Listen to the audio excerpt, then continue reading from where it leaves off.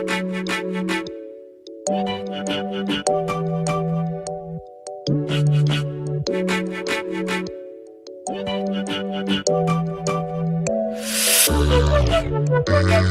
нас уже на зв'язку наші колеги з Нідерландів. Хочеться представити, зараз треба його. Please, Mr. Cornelis Bugert, please show your video, switch your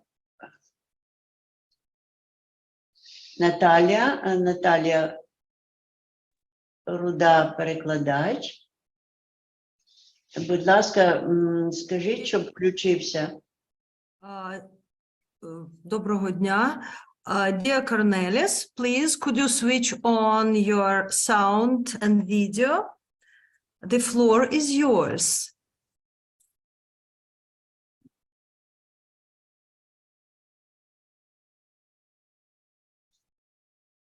Можливо, він відійшов трошки, як нам. Could you please switch on your sound? You can do it yourself.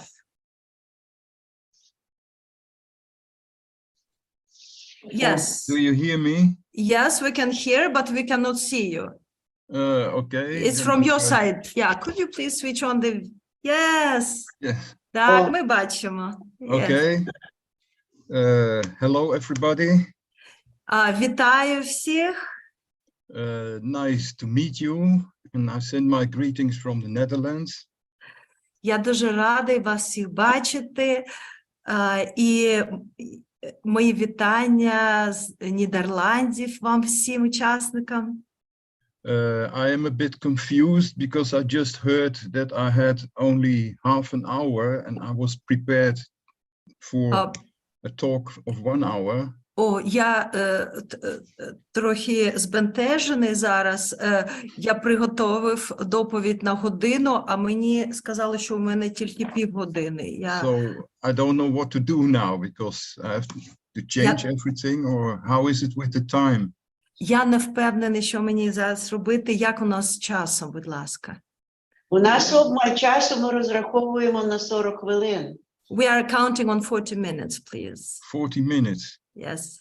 I don't know what will happen. I have to shorten everything. I'm sorry about that. Отже, мені треба буде скоротити свою доповідь. Я вибачаюсь за це. Okay, then I keep it very short. Я тоді буду скорочу. The title of my speaking is the identity between surrounding and the individuality. Тема моєї доповіді це ідентичність між оточенням і індивідуальністю. Because I thought that identity is an important issue in the whole conflict now between Russia and Ukraine. Я бачу, що тема ідентичності, вона ключова в конфлікті між Україною та Росією. In 1991, the Soviet Union fell apart in 15 separate countries. В 91-му році Радянський Союз розпався на 15 окремих країн. And all these countries had to find a new identity for themselves. І всі ці країни мали знайти нову ідентичність для себе. Also the Russian Federation and Ukraine. Включаючи Російську Федерацію та Україну. And it was not very easy. І це не було легким шляхом. And both countries went in another direction. І обидві країни пішли іншими протилежними шляхами. I wanted to tell much more about it, but there's not much time, so. Я хотів зосередити свою увагу більше на цьому питанні, але у нас обмаль часу. When you look at the name of Ukraine, you see already two different approaches. Коли ми подивимось на назву Україна, ми бачимо два різних підходи. I understood that from the Russian perspective, Ukraina means Ukrai, which means at the border. З російської точки зору, Україна означає окраїна, означає на кордоні. So for them, Ukraine is a borderland, and behind that, there's another world starting of the West. І це з їх точки зору це означає кордон, і за кордоном починається вже інша земля, західна. And I understood that for Ukrainians, you could say Ukraina, which means Ukraina, which means in the land. І з точки зору української інтерпретація слова означає Україна – це всередині землі, всередині країни. This is, of course, quite another feeling when you are in your homeland. Або на землі. І це викликає зовсім інші почуття і розуміння. That you're not only the border of another land, це означає, що Україна знаходиться не на кордоні іншої країни, but you have your own homeland. але ви маєте свою власну державу, батьківщину. Ukraine started as a civil state, not based on ethnic ideologies. Україна почала свою історію як громадянське суспільство. Воно не базується на будь-якої етнічної ідеології. Everyone has equal rights. Тобто для всіх людей існують рівні права. And they were looking for a stable democracy. І Україна домагалася досягти стабільної демократії. Of course, with a lot of difficulties. Звісно, з багатьма складнощами. There were different moods in East and West Ukraine. І ми спостерігали різні настрої на заході і сході України. You had the oligarchs, which had a lot of influence and big networks. У вас були олігархи, які мали великий вплив на країну. Connected with corruption. Вони були пов'язані з корупцією. And there were extremist groups, which also were a problem. А також були групи екстремістів, які були проблемою самі по собі. But it is very impressive to see the growing power of the people of Ukraine. Але було захоплююче спостерігати, як зростала сила народу України. The people more and more spoke out. Люди все частіше виражали відкрито свою думку. Yeah, in the Orange Revolution. Ми бачили це на прикладі Помаранчевої революції. Or in the Maidan in 2014. А також на Майдані в 2014 році. And now even stronger in these times of war, you can see that people are really taking their fate in their own hands. Зараз ми спостерігаємо це навіть ще яскравіше, ще сильніше під час війни, коли люди беруть владу в свої руки. People feel more united and solidar with each other. Люди відчувають більшу єдність і солідарність один з одним. And it is interesting to see where this leads to. І це дуже цікаво спостерігати, до чого це приведе. Russia went another way. Росія вибрала інший шлях. More and more, from the time that Putin came into power, we see a certain idea that is growing. З тих пір, як Путін прийшов до влади, ми спостерігаємо певну ідею, яка набирає своєї міцності. You can summarize it in the idea of the Ruski Mir, the Russian world. Коротко ми можемо резюмувати це як ідея російського світу.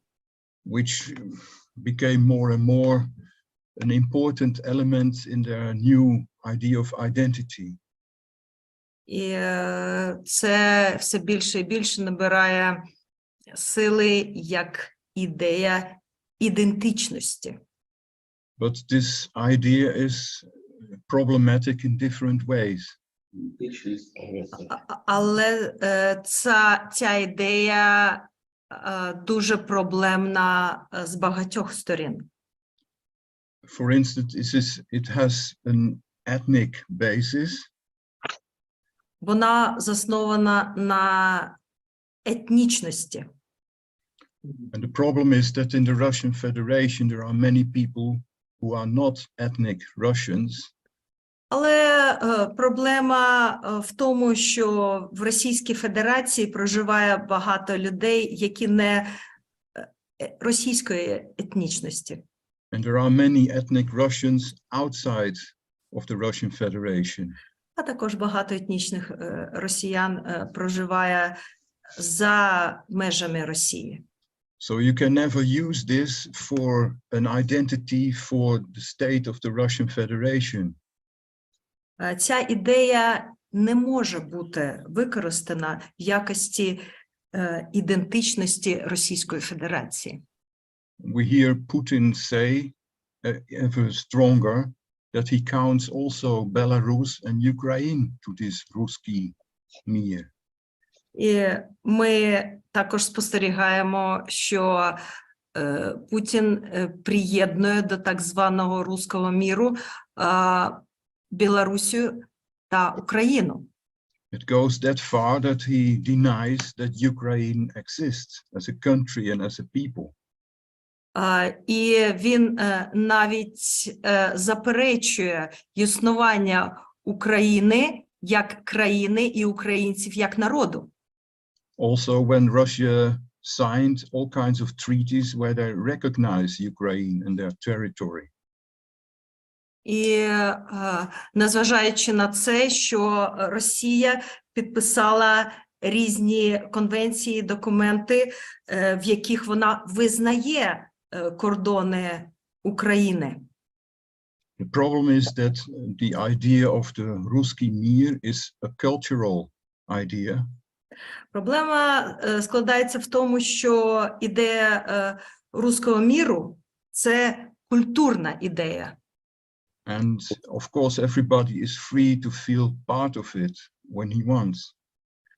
Звісно, кожен має право приєднуватись до цієї ідеї, якщо він або вона хоче. But the problem is that when you misuse a cultural idea for political power, then you are in trouble. Але проблема складається в тому, якщо неправильно використовується або замінюється культурна ідея на політичну владу, це дійсно серйозна проблема. Yeah, we see this also in Israel, for instance. Ми це бачимо на прикладі Ізраїлю також. I have to shorten everything, so I go to the next step. Оскільки я маю скоротити мою доповідь, я переходжу до наступного питання. And we can ask, what is identity? Ми задаємо собі запитання, що таке ідентичність? we can ask somebody, who are you? Ми можемо запитати людину, хто ти?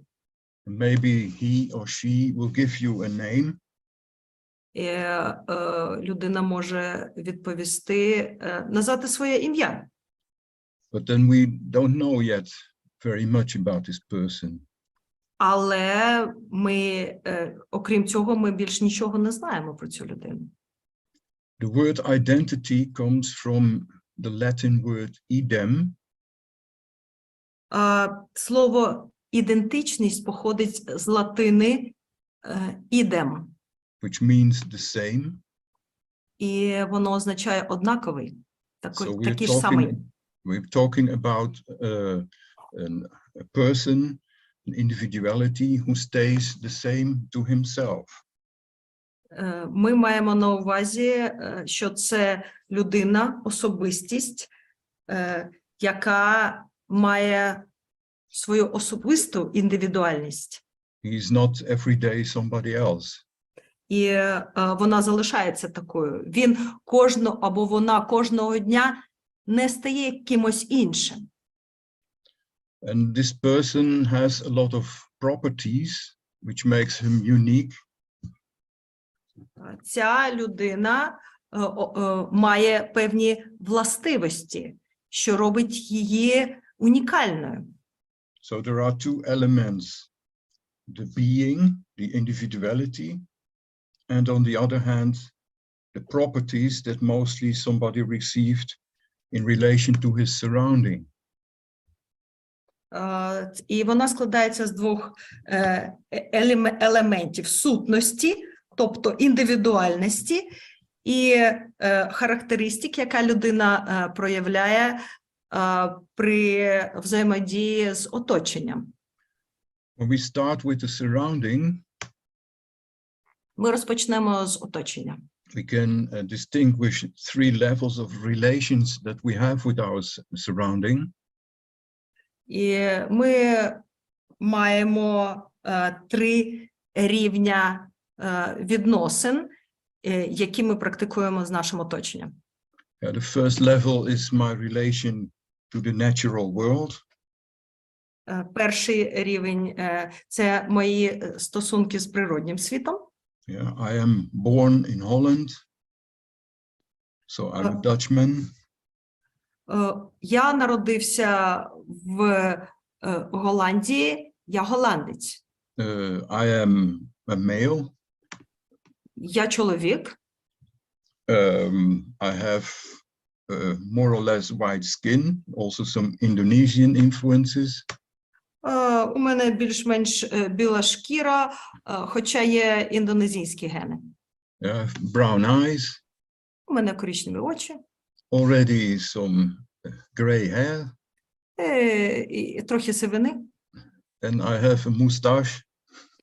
І у мене є вуса. Yeah, some people think I was born with this mustache. Деякі люди вважають, що я народився з ними. So maybe all these aspects are also elements of my identity on the natural level. Деякі і люди можуть вважати, що ці елементи, ці характеристики – це мій біологічний або природній рівень. The second level is our social level, the relations with other people. Другий рівень – це соціальний, наші стосунки з іншими людьми. So we can say we have a certain position in society. Ми можемо сказати, що у нас є певна позиція в суспільстві. Yeah, we have a certain profession. Ми маємо певну професію. Yeah, you can be a doctor or a teacher or a blacksmith. Ми можемо бути вчителем, лікарем або ковалем. And there are certain patterns in our behavior. І ми проявляємо певні моделі нашої поведінки. Yeah, some people are more closed or more open. Деякі люди більш відкриті, інші більш закриті. Some are like a leader and others rather follow. деякі проявляють лідерські характеристики, деякі віддають перевагу бути підлеглими. And for everybody it is different how important this aspect of his identity is. І для кожного має велике значення і певні риси його ідентичності. Then there is the cultural level. Далі культурний рівень. And this is about our inner orientation. І це стосується наших внутрішніх орієнтацій. Yeah, we have a certain language we speak. Ми володіємо певною мовою, на якою ми розмовляємо. We have our ideas, our philosophy, or our religion. У нас є певні ідеї, філософія або релігія. People make music or are painting. It's all cultural aspects of our identity. Деякі люди пишуть музику, створюють картини. Це все елементи культурної ідентичності. And when we see this all together, we get a certain individual mix of properties.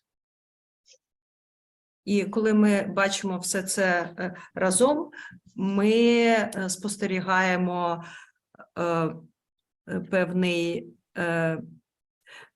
певну комбінацію характеристик. And we can ask ourselves, is that me? Ми можемо задати запитання: це я? Is that all there is? Це все, що в мені є? Or am I also something more than that? Чи я є якимось більшим за це все? And I think in this context of the Theosophical Society, I can suggest the idea that we also have a spiritual essence as a human being. І я так вважаю, що це в контексті теософського товариства.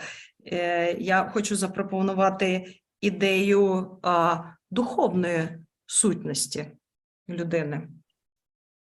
Sometimes you can experience some of this when somebody dies. Іноді ми це відчуваємо в момент смерті людини. You can have a feeling that this person comes closer to you than he was ever before. Ви можете отримати таке відчуття, що ця людина, яка померла, стала більш близькою до вас, ніж це було колись до його або її смерті. All the little things of this life are not so important anymore. І всі ці дрібниці, пов'язані з життям, не мають жодного значення зараз. We feel the presence of the essence of this person. І ми зараз, як ніколи, відчуваємо сутність цієї людини, як ніколи раніше. And there are also millions of people who had so-called almost death experiences. І є мільйони людей на землі, які мали приклади тимчасової смерті, клінічної смерті. Yes, and where people experience a world of light or a light being that they encounter.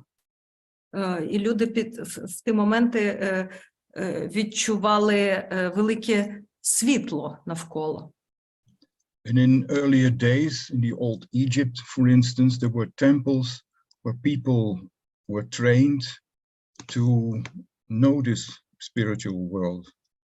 І в стародавні часи, в стародавньому Єгипті були спеціальні храми, де людей навчали відчувати духовний світ. We live in other times now. Ми живемо в іншому світі зараз. People are differently equipped than in the older days. Люди мають інший інструментарій в наші дні. And it is often so that we can feel something of this spiritual world in the time of crisis, in the time of shock. І ми зараз відчуваємо духовний світ гостріше в моменти кризи, в моменти шоку. There's a German artist, Joseph Beuys, who said, the mysteries today are not to be found in the temples, but on the railway stations, in the streets. І як німецький сучасний митець Йозеф Байн сказав, що чудо зараз, дива зараз ми відчуваємо не в храмах, а на залізничних станціях, на вулицях. Yes, so you can imagine that in a time of war, many people have such intense experiences that they feel the spiritual world coming close to them. І особливо під час війни багато людей мають ці гострі відчуття духовного світу. Він все ближче і ближче до них. And you can have a feeling that the Ukrainian people are going through a kind of collective initiation. І ми можемо сказати, що ми маємо відчуття, що всі українці під час війни зараз проходять так звану стадію колективної ініціації. It is an appeal to be aware of what is the essence of life. І це закликає їх відчути сутність життя. When we have the idea of the spiritual reality of our individuality, коли ми розуміємо ідею духовної реальності нашої особи, then we can ask, how can we experience, how can we know this a little bit? І тоді ми задаємось питанням, як ми можемо ознайомитись, отримати більш знань про це. And there are two dynamics where we can come a bit closer when we look into it. І є два виміру, які ми можемо використати, щоб ближче подивитися на це. One is from inside out. Один – це зсередини назовні. And the other is from outside in. І інший – це ззовні всередину. In our life, we have to make thousands of small and big decisions.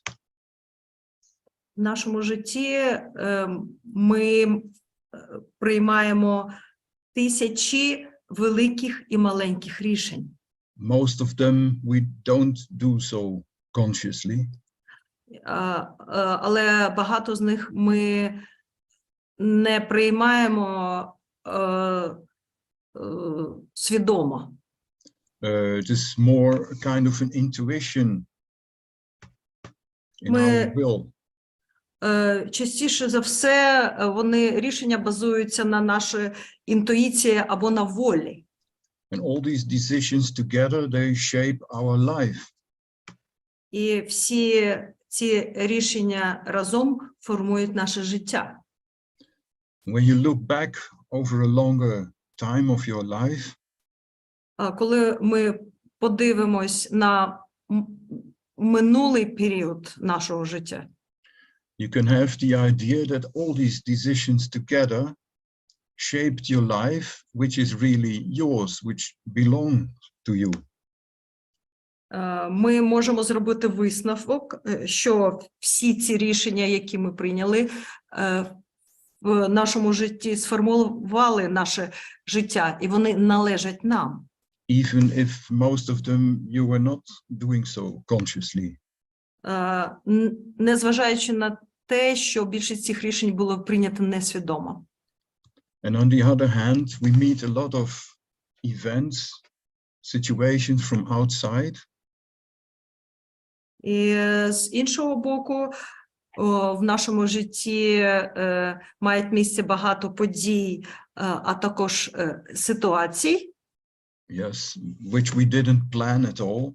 які ми взагалі не планували Many мати. of them we wouldn't even have wanted it. Ми навіть не хотіли би, щоб вони були в нашому житті. It's when we had an accident or when we get ill.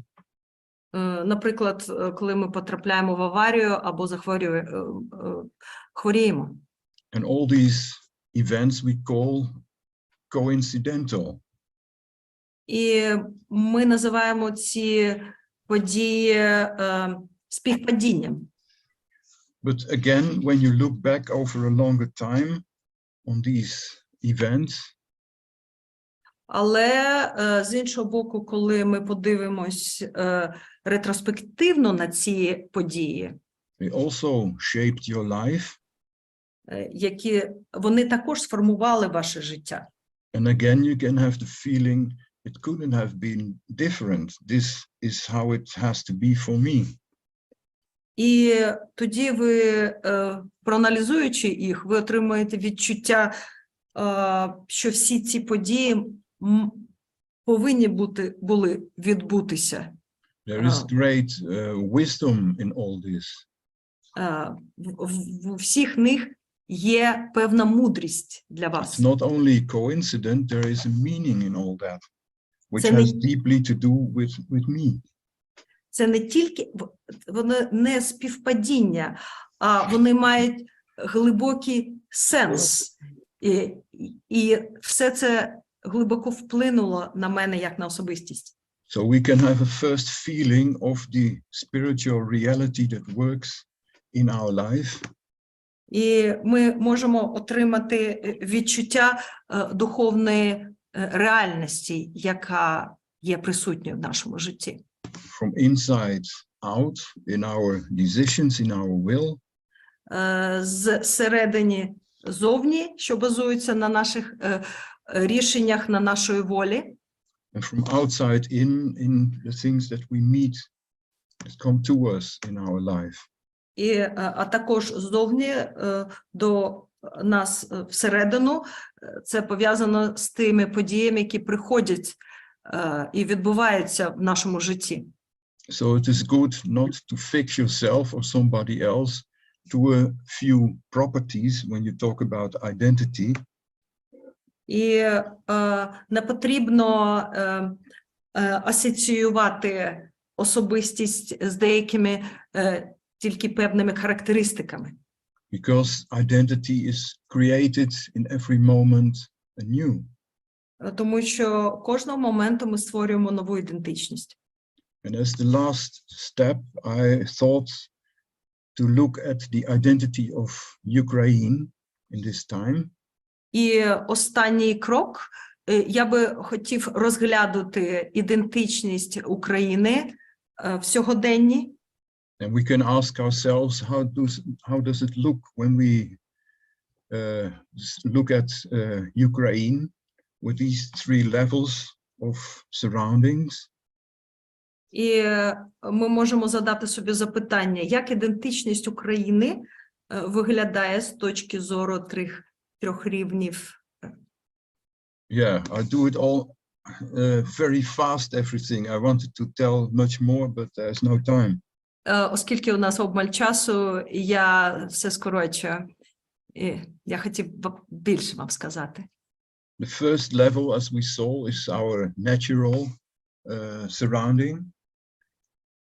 І перший рівень, як я вже зазначив, це наше природнє або біологічне оточення. So for Ukraine, we see the land with the rivers and the Black Sea in the south and the mountains in the northwest. З природньої точки зору, природнього рівня, земля, Україна, ми бачимо, складається з річок, Чорного моря на півдні,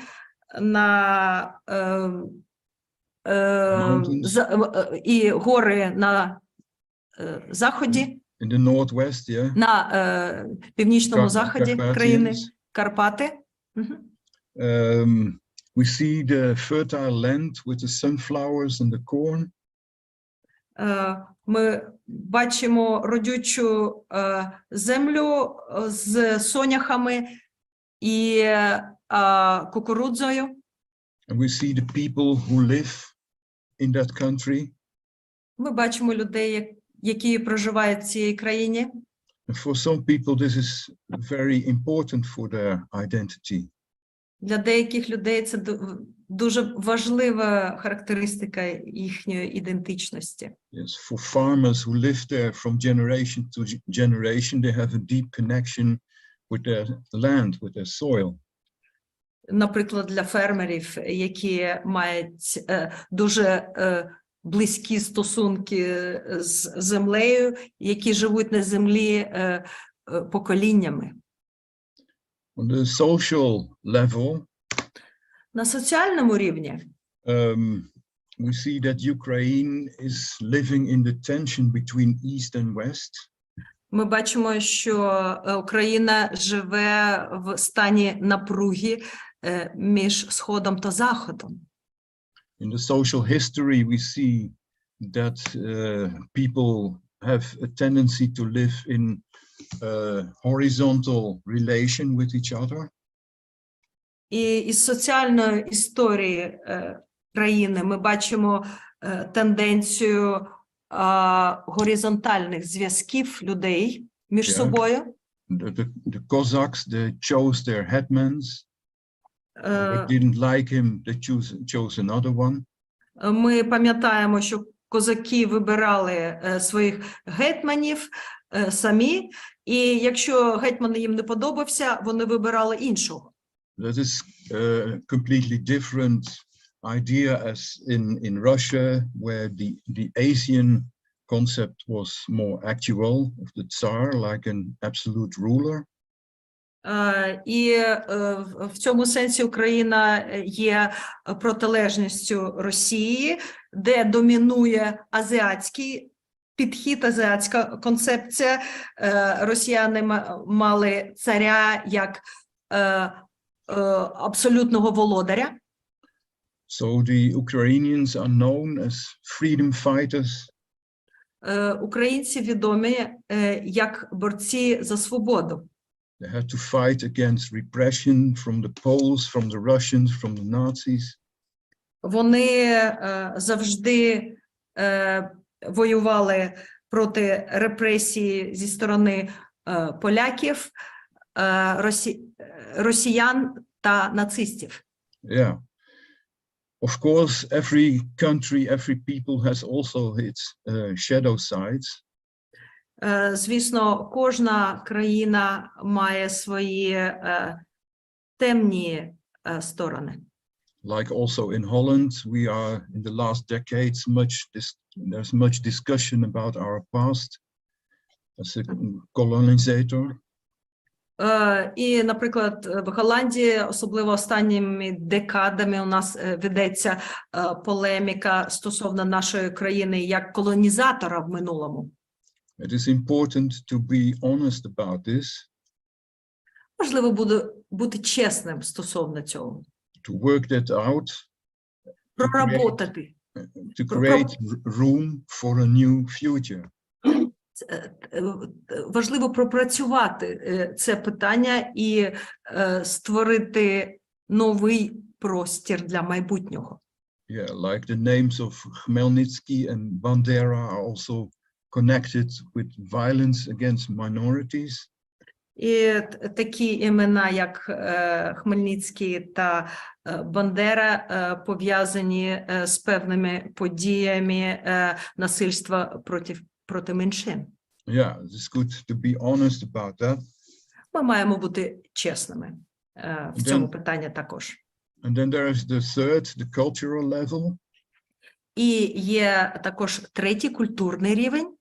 Yeah, we see in the past a long history of the old Slovan tribes in the northwest of Ukraine. В історичному аспекті ми бачимо племена північно-західних слов'ян. Yeah, we see the Varegar, the Swedes, which came to Ukraine and established the dynasty of the Ruriks. І ми знаємо варяги, які ж зі Швеції прийшли до України і створили династію Рюриків. We know the Kiev Rus nation that formed. We know the Cossacks and everything. Ви знаєте Київську Русь, державу, яка була створена, також козацьку історію. It's all part of the culture. Це все є частинами культури. There's the language that has been repressed over the centuries. І також мова, яка підвергалась репресіям протягом сторіч. And there's the folk culture with music and dances and beautiful clothes and all kinds of traditions. І також є народна культура, яка включає танці, і пісні, і національні костюми, багато історію.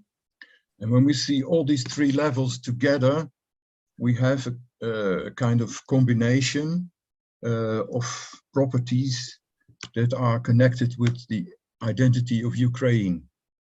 І коли ми розглядаємо всі ці рівні разом, ми бачимо комбінацію певних характеристик, які формують ідентичність України. And now we can ask the same question, is there more? Is there also a spiritual reality of Ukraine? А також зараз ми можемо задати наступне питання, чи це все, з чого складається Україна? Чи є духовний компонент в ідентичності України?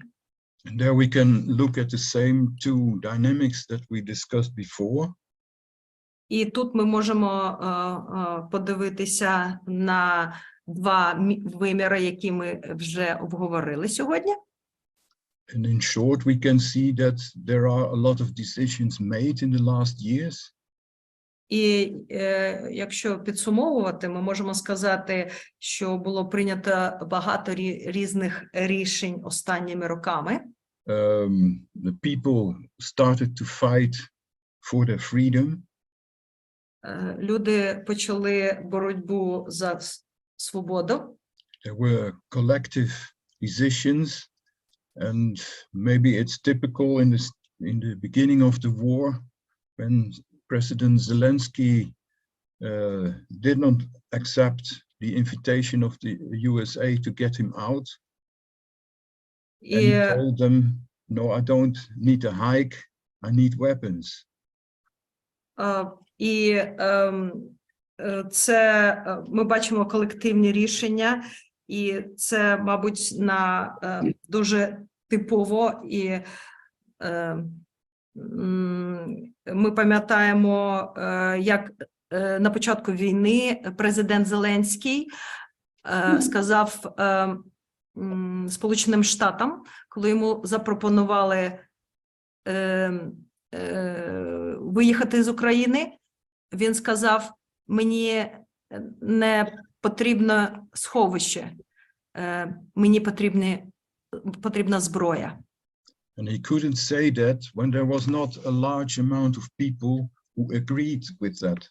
І він ніколи б не сказав цього, якщо б він не відчував велику кількість людей, яка його підтримувала. There is a great decisiveness in the Ukrainian people to stand for their freedom. Ми бачимо велику волю і єдність українців у відстоюванні своєї свободи. And in this fight, something of this Ukrainian identity is being created anew. І в цій боротьбі ми бачимо, що українська ідентичність створюється знов. And on the other hand, we can ask the dynamic from outside in. І з іншого боку, ми також можемо подивитися на вимір ззовні всередину. Where we see that Ukraine is in the tension between East and West. Де ми бачимо, що Україна знаходиться в напрузі між Сходом і Заходом. And this is not such an easy relation. Це не легкі стосунки. I think there are many people also before the war that felt connected with the Russian world. І було, особливо до початку війни, було багато людей в Україні, які відчували свій зв'язок з руським міром. There were many mixed families. Є багато змішаних сімей. The language is very close. Мови дуже близькі. But on the other hand, there has over centuries been a great repression and violence from the East. З іншого боку, ми протягом століть спостерігали великі репресії і насильства зі сторони Сходу. And on the other hand, when we look at the relation to the West, з іншого боку, коли ми подивимось на відносини з Заходом, this is also for me still a kind of a riddle in my relation with people from Ukraine. І riddle, enigma, right? І для мене залишається загадкою такі відношення зі сторони українців до західних країн, Заходу. There's also a kind of ambivalence. Спостерігається певна амбівалентність. See that people in Ukraine look to the West and integrate, for instance, democracy. Коли українці дивляться на західні країни і хочуть інтегрувати демократію у себе. Yes, I see that my time is over. I have to conclude this with a few words. Я бачу, що у мене час вже завершується, і на підсумовуючи. The question is if there is also a spiritual reality in the Ukrainian people. І виникає запитання, чи є духовна реальність у українців. I think that many people are feeling something of this in these days. І я вважаю, що багато українців відчувають це в цей період часу. And as an example, I want to quote two people about this. І в якості прикладу я хочу навести цитати двох людей.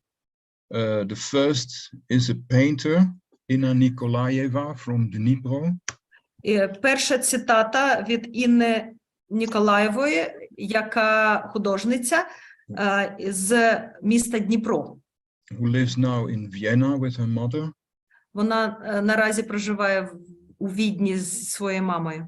And she made a beautiful painting which she connects to the Ukrainian people. It's a painting about a phoenix. І вона намалювала чудову картину, на якій вона намалювала птаха Фенікса. Yeah, I try to show it now. Я зараз спробую поділитися цією картиною з вами. Share screen. Yeah, but Будь ласка, чи можна it was switched off by you. Чи можна дати можливість Корнеліусу поділитись цією картиною? It was switched. Just a moment, you Yeah, I see it now. Okay, do you see? here it is. Yeah, perfect. This is her image of the phoenix connected with Ukraine. Natalia, maybe you can read the translations so Yeah, that sure. we don't lose time. Що це птах Фенікс, якого намалювала Інна Ніколаєва, і ось її цитата. Фенікс – чудовий птах, він дає силу кожному, хто цього потребує. І він живе в кожному українці. Цей місяць опору я переживаю як місяць внутрішнього горіння. Горить Україна, але цей вогонь – вогонь птаха Фенікса, символу смерті і відродження. Фенікс для нашої країни показує, що з кожного вогню вийде щось нове. Немає непоправних втрат. Кожна з них призведе до подальшого розвитку. Тепер я відчуваю, що в символі України, прекрасному соняшнику, з попелу нашого вогню, там наше новонароджені, вже народжується пташечка. Україна відродиться, як цей птах Фенікс. And the second quote I wanted to give you is from Miraya Koritseva. She is a known tennis player. She was among the best 50 of the world. Now she's a tennis coach. Natalia, maybe you can read that one as well. І інша цитата від відомої тенісістки, яка входить в кращу 50-ку тенісістів світу, Мірая Корitseva. Пробудження духу відбувається саме в такі важкі часи. Проходячи через труднощі, біль, страх, зневіру, гнів, ми маємо шанс на переродження, на пробудження тієї духовної частини, про яку ми часто не надто замислюємось у щоденному житті. Ми надто зайняті, надто метушливі. Тепер наші дії стали більш вивіреними. Страшна інформація впливає на нашу душу, водночас збурює океан емоцій. Біль і гнів, страх і розпач, сльози і стиснуті кулаки, гарчання і молитва. Тепер усе по-іншому. Україна стане такою, якою їй Бог приготував. Україна відродить свою історію і створить нову, де ніхто і ніколи не зможе сказати, що такої країни, як Україна, немає. Тому що це буде більше, ніж країна. Україна – це держава душі і прояв духу. Thank you. Дякуємо За увагу. Дякуємо, пане. Okay. I wish you a good conference. It was a bit a pity that I could not tell you everything I had prepared. I heard on the last minute that it was shorter than I thought it would be. Дякую за можливість виступити на вашій поважної конференції. І я дуже шкодую, що я не міг сказати все, що я приготував, тому що я не зрозумів, скільки часу у мене є. Але я бажаю вам успішної конференції. Дуже вдячний вам. Дякуємо, пане Корнеліс. Я хочу нагадати, що Корнеліс Бугерт, він є вальдорфським педагогом, автором кількох книг, і що дуже для нас важливо, засновником благодійної організації «Коло допомоги України». Він сам з Нідерландів. Отже, щиро дякуємо, дорогі друзі, дякуємо Наталії Руді за чудовий переклад. І будемо тримати зв'язок. Тепер ми вже об'єднані спільними намірами і спільними устремліннями. Дякуємо. Thank you very much, dear Cornelis. Now we are united with common intentions and aims. Thank you for your presentation. Okay. Окей. All the best for you. Дорогі, Всього найкращого. всього найкращого.